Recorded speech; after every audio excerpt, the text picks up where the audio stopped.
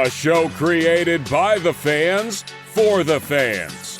We are your home for Ohio State football coverage all year long. The Scarlet and Gray Podcast, a Network 216 production. Live weekdays on the Network 216 YouTube channel. Send us all your questions and comments on Twitter at VSG_podcast. Now, here are your hosts, Tyler Johnson, Jordan Dalton, and Nick Leisure. Hello, everyone, and welcome to your Ohio State versus Washington game day preview. I am Tyler Johnson. We have lots to get into, but before we preview the Buckeyes, traveling to Washington to take on the Huskies. Before we do, if you would just take a quick second, drop a like on the video and subscribe if you are brand new to the channel. Again, when you like it, when you like the show, when you like a video, it helps push that out to those who have not yet seen the Scarlet and Gray podcast. But also, go ahead, if you listen to us on Apple or Spotify, go ahead and give us a 5-star review. We really would appreciate that support from you guys. I just want to thank everyone that's given us a 5-star review already, especially on Apple Podcasts. That's really helped us out.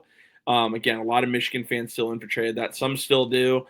Go in and just give us random 1-star reviews to bring us down. So let's show them who's better. Ohio State fans, go over, give us a 5-star review. If you haven't done so yet on Apple Podcasts, we really would appreciate that. Scarlet and Gray Podcast is also proud to be partnered with Wedgewood Estates in Mansfield, 600 South Trimble Rd. There's no better place to call home. Wedgewood Estates, the area's premier senior residential community. Go ahead and check them out at wedgwoodseniorliving.com. That's wedgwoodseniorliving.com. And Ohio State will travel on the road for the first time this season as they are heading to Husky Stadium to take on the Washington Huskies for a 3:30 kickoff. That's going to be, again, it's going to be on the West Coast. And I think the Buckeyes had getting a 3:30 kickoff here is awesome as opposed to getting a night game. I much rather have a 3:30 kickoff than like a 7 or 8 o'clock kickoff on the road. Also very thankful that they didn't make it an 11 o'clock kickoff. We know sometimes with those former Pac-12 schools on the West Coast, they like to do that from time to time, but the Buckeyes have a very favorable time slot for this game. And when you look at Washington, I've seen a lot of Washington fans really kind of just thinking that they're going to upset the Buckeyes. I like their confidence because it makes it interesting on social media. But other than that, it's just like you look at Washington, they are third in points per game, averaging 48.5 points per game. One of the other things is they're really big as far as total yards, already at 491, which puts them at 14th in the country. The biggest thing, though, with Washington is their level of competition so far.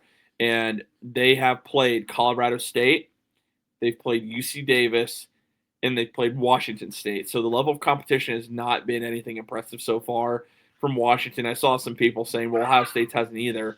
Ohio State beat the number 1 ranked team in the country at the time, the Texas Longhorns. Grambling State, you can make, of course, obviously there, I understand that. But then you make the argument of Ohio. Ohio might go on and win the MAC. So even though for the Buckeyes that's considered an easier opponent, winning the MAC conference with Ohio possibly getting 9 or 10 wins, that's pretty impressive from their standpoint. So the Buckeyes have played a tougher schedule to this point. But Washington still on offense. They average 7.4 yards per play, so they're an explosive offense. They do very well at converting third down, nearly at 70%, which is number 1 in the country. Fourth down conversion, 100%. They're number 1 in red zone scoring. They're actually at 100% in that category. So that is really where they are tough, is on the offensive side of the ball. We'll get into some players here in a moment to keep an eye on for Washington. But then you look at their defense. They've given up 22 points per game this year, which is 48th. They've only given up 285 total yards, 22nd in the country. As far as opponents' third down conversion, 41st in the country. They've given up 34%. And then red zone scoring, they have given up 100% of red zone scoring. And that makes them 106th in the country. So the defensive side is where they obviously struggle. The offense for them, I mean, let's just be honest, the offense statistics for them look pretty good right now. They are also one of they're top 20 in the country in rushing. They're a lot better on defense as far as containing the run. They're top 10 in the country in every statistical category there. And then passing, I mean, they're 50th or worse in every passing statistic defensively. On offense, the two statistics that they are pretty high on, they complete 79% of their passes, and they also average 12.2 yards per pass. And a lot of that has to do with just feeding the ball to Denzel Boston, who is considered by some to be one of the top wide receivers in the country. But not only that, he is considered by some draft experts that he could be the top wide receiver taken in the 2026 NFL draft. So he is very good in that category as far as just overall talent that he possesses. And to Washington's credit, in the past, they produced some really good NFL wide receivers. Romeo Odunze, who is currently with the Bears. You have Jalen McMillan, who is with the Tampa Bay Buccaneers.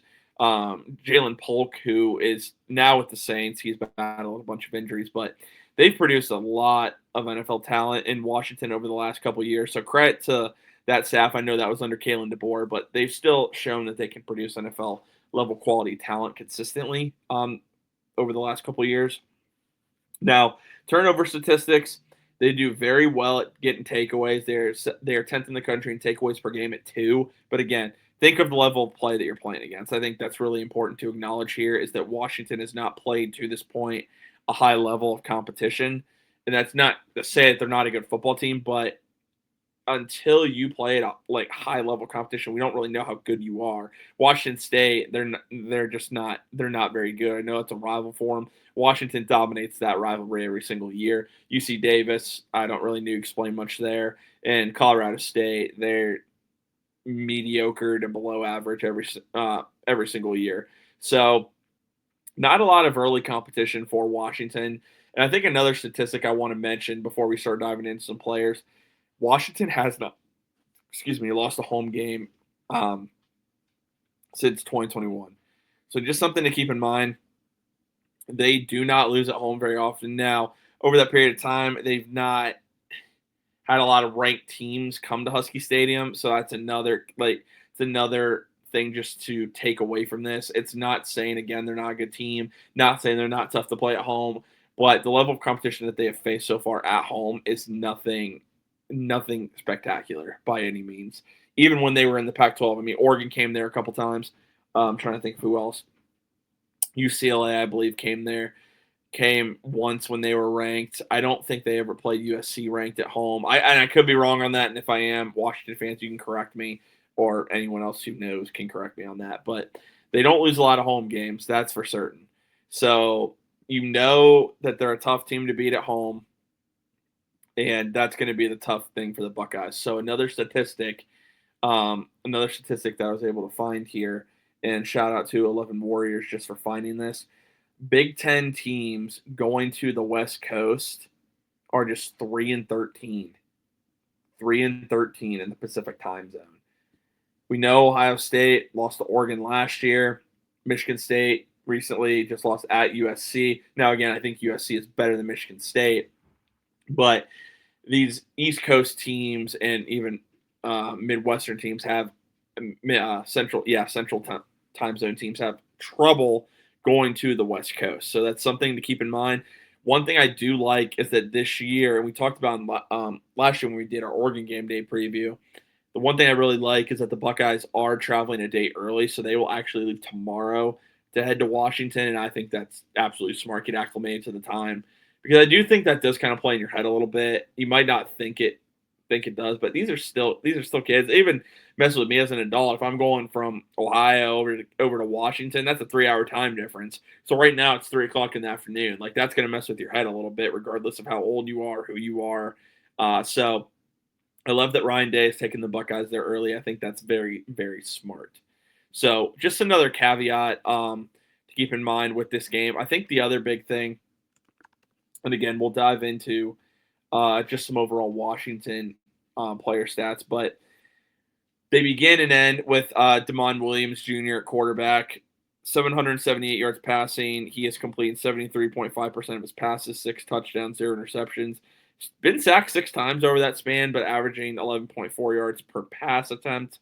I'll say this. If you contain him in the run game, make him a pocket passer, I really think that's going to really hinder the Husky offense, because so far this year, Williams has ran the ball 34 times.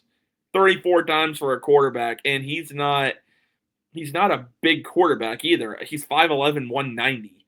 I see some people saying like a Kyler Murray type of comparison. I mean, I'll be honest, I haven't really watched him play. I'm just going to be completely honest with people. I haven't. I've seen some highlights, maybe a little bit of that to his game, but to run him that much is certainly risky, and they use him a lot in the run game. He does have 220 yards, 6.5 yards per carry, 2 touchdowns. So they really like to get him involved in the run game, and they do a good job of staying pretty balanced. I mean, 780 rushing yards, 828 total passing yards, so they're very balanced so far this season. Contain Williams in the run game, and then I think that really is going to take away a dimension of this offense that they rely on a lot. But Williams has been good. The level, again, of competition hasn't been anything spectacular, but he is a dual threat quarterback. You do have to prepare for that. Parker Navarro, the Buckeyes contained him very well. Williams is obviously a few steps above that, but just something to keep in mind with mobile quarterbacks. I will say he has not faced a defense like the Buckeyes as far as the speed that Matt Patricia's defense are going to come at him with. So I do expect him to have a solid game, but I'm not expecting him to dominate. Maybe he might get a big play, and if he does, he does, and you have to find a way to bounce back from that. If it does happen, I think it would happen early in this game, not so much later, just because I feel like the Buckeyes sometimes they come out a little sluggish. We saw it against Ohio, and that was at home, and that was a night game, so it wouldn't surprise me if they came out a little sluggish against Washington. And if they did, Washington, I would expect a big play from them early in that game if that does happen. The other couple big names here, and again, we're going to mention 2 because this is literally their offense is 2 other players. Jonah Coleman ranks in the top 20 in every statistical category in the country in rushing, except he is first in the country in rushing touchdowns with 9. But he has 51 carries already, 347 yards, averages 6.8 yards per carry. So they feed him the football. They feed him the football a lot. They feed it to him early and often. They also get it to him in the passing game. He only has 8 receptions, but 150 yards, 1 touchdown, averaging 18.8 yards per reception. He has a big focal point in this offense. If they can limit him and have this be Damon Williams having to beat them with his arm consistently, this isn't going to be a close game in my opinion. I think the Buckeyes will blow them out if this does end up happening. But at this point, I think you just have to contain him. I'm not expecting them to shut him down. He is a really good running back. I know the Buckeyes have been great defensively so far this year, but when you're facing statistically one of the better running backs in the country, we could struggle a little bit. Like, it's not the end of the world if he gets a big run or 2. I'm expecting Washington to have a couple big plays. They're not a slouch football team. Like, they're coached well by Jed Fish, and I just think offense has always been the calling card for Washington over probably the last 5 or 6 years. So, they're going to get some big plays, and you just have to respond, and I expect the Buckeyes to do just that. The other big name, we kind of touched on him a little bit earlier, Denzel Boston. He is the main guy in the passing game, 16 catches, 249 yards, 3 touchdowns, 15.6 yards per reception. He is by some considered a first-round prospect. Some consider him to be a top 5 receiver in college football. Others say he's the top receiver in the 2026 draft. Very good player. I think my biggest concern here is Davidson Igbinosun if he's matched up with him one-on-one, because we know this from Iggy. He's done better at it so far this year. I think he's only gotten called for 1. But one thing he struggles with is holding wide receivers. And this is the type of game where I can see that becoming a factor. I want to see Jermaine Matthews on him a little bit more. So I'm hoping they do that. I wouldn't even mind seeing Devin Sanchez on him. I know that's a freshman, but Devin Sanchez being a 6'3" wide receiver and Boston being 6'4", I would love to see that battle. I'm hoping we do. I don't know if we will. Is the only thing. So that's something to keep an eye on there, because again, I do expect them to get aired out, but they're going to find so many different ways to get Boston involved on the offensive side of the ball. And I just think Devin Sanchez, that could be a great matchup. Iggy makes me a little, like I said, a little bit nervous. I want to see if they shadow him, if they just use Jermaine, have him follow him around. I doubt we see that. You don't see a lot of shadowing at the college level. Mainly, it depends just who's on that side of the ball. I apologize, by the way. My nose is really itchy. Allergies have been bothering me, so just with the changing of weather. So I just wanted to apologize for that. But I would love to see Devin Sanchez on him. I think that bigger body corner could really cause Boston some problems. And we know Devin Sanchez is going to be really, really, really good at Ohio State. He's a talented player. I know it's a big step for him against one of the best receivers in the country. But, I don't think it would hurt. I would give him the opportunity. So we'll see if Matt Patricia ends up doing just that. As far as the Buckeyes are concerned, you're coming off a bye week, which I think that's great, especially with your first game going on the road.